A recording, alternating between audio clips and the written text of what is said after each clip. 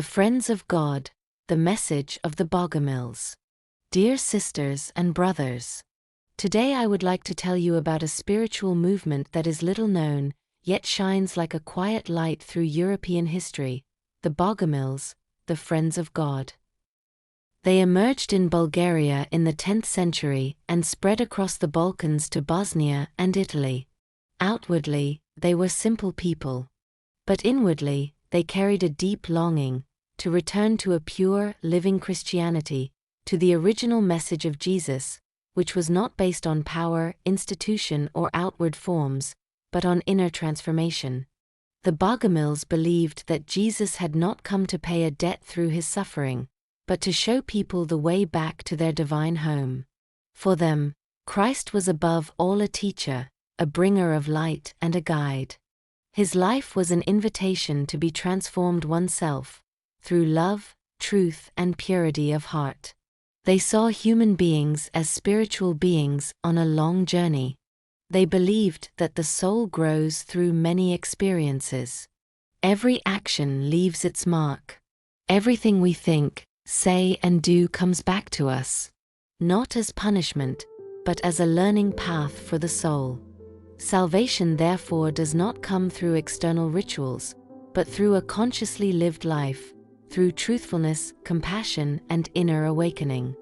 They regarded the world itself as neither completely divine nor completely evil. They saw it as a mixed realm, a place of learning where light and deception coexist. Human beings are faced with the task of distinguishing the true from the false and strengthening the light within themselves. And so the Bogomils lived simply and peacefully. They renounced wealth and power. They rejected violence and war. Many were vegetarians out of respect for all life. They did not build magnificent temples, because they believed that the true temple is the human heart. Their gatherings took place in houses or in nature, under the open sky, where people could feel close to the Creator. There was no priestly caste, no hierarchy. Anyone could become a role model if they lived their life in purity and love. Work, prayer, and everyday life were not opposites for them, but a single spiritual path. What can we learn from them today? Perhaps first of all this: no one can walk our inner path for us. No one else can take on our salvation. Every person is responsible for their own life, and at the same time has the freedom to turn towards the light.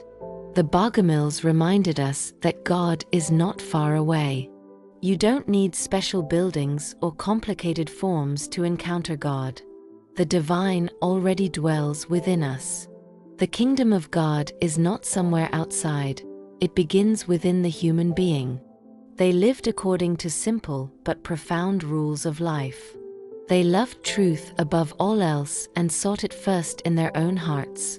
They honored the light in every being, in humans, in animals, in nature. They strove for purity in thoughts, words, and deeds. They lived modestly, shared with others, and did good without expecting reward. Silence had a special place in their lives. For in silence, they believed, God speaks softly to human beings. Not in the noise of the world, but in quiet listening does the way become visible. They worked with their hands and understood their daily work as service to the whole.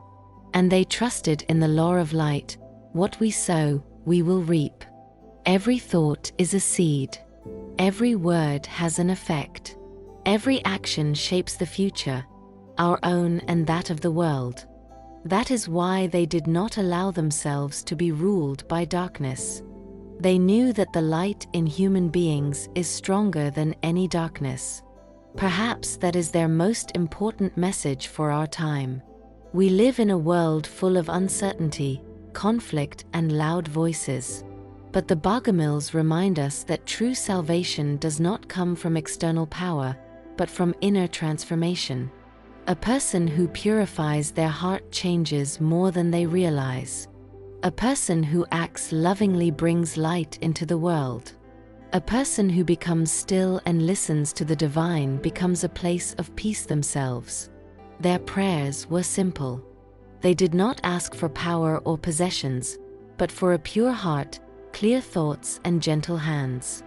They wanted to be people through whom love becomes visible. And perhaps that is the core of their message: to be a friend of God. Not to be perfect, not to be flawless, but to walk with an open heart, with trust, with humility, and with love. The Bogomils were later persecuted and their movement almost wiped out. But ideas cannot be burned.